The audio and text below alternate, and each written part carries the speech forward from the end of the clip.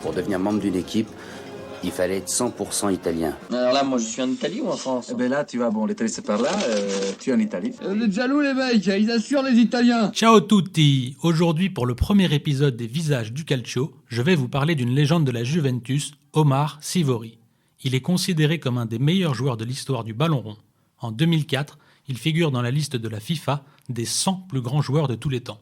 Connu pour son génie balle au pied et ses coups de sang sur le terrain, il est le premier joueur italien à avoir remporté le Ballon d'Or.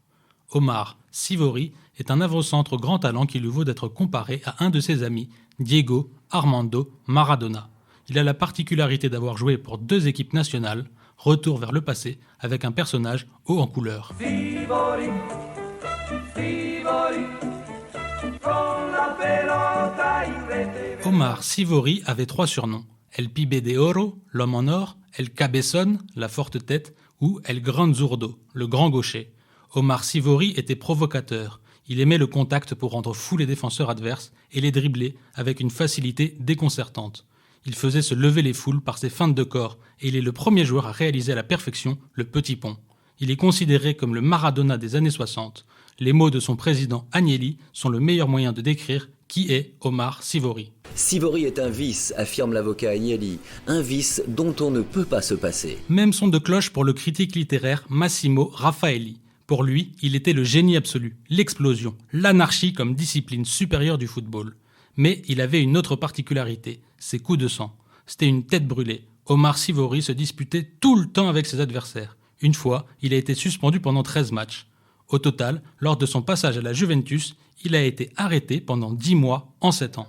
Il se mijote quelque chose, hein. Oh. Et la bagarre! Il avait prédit la bagarre! Ouais, c'est pas bien grave, hein. Retour historique bref de ses débuts à ses exploits.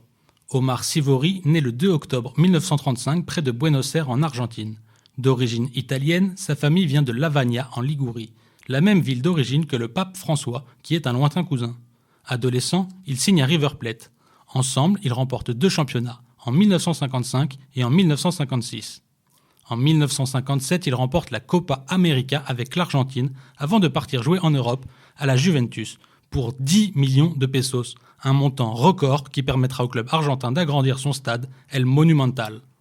À 21 ans, il remporte le championnat d'Italie dès sa première saison et le 24 septembre 1958, il devient le premier buteur bianconero de la Champions League.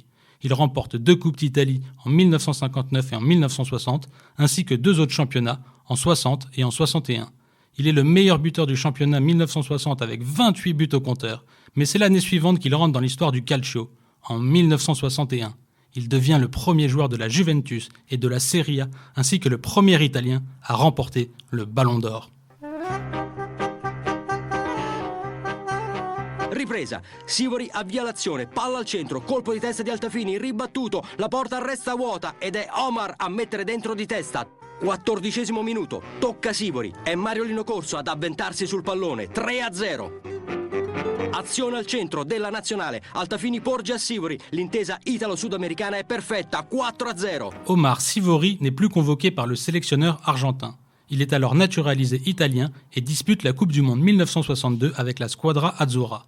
Mais il fait surtout les beaux jours de la vieille dame et de ses tifosi. En 259 matchs avec la Juventus, il inscrit 174 buts. En 1965, il signe à Naples pour 2 saisons. Hasard ou coup du sort, il joue le dernier match de sa carrière contre la Juventus. Mais il est exclu pour brutalité après un coup de pied sur Emilio Favalli. Ce carton rouge lui vaudra 6 matchs de suspension. Il prend alors sa retraite et repart en Argentine. Il entraîne Rosario, Estudiantes et le Racing avant une dernière pige au Vélez. Puis il devient sélectionneur de l'Argentine de 1972 à 1973 qu'il qualifie pour la Coupe du Monde 1974 avant de prendre sa retraite. Il est mort en 2005 à 69 ans dans sa ville natale, San Nicolás de las Arroyos.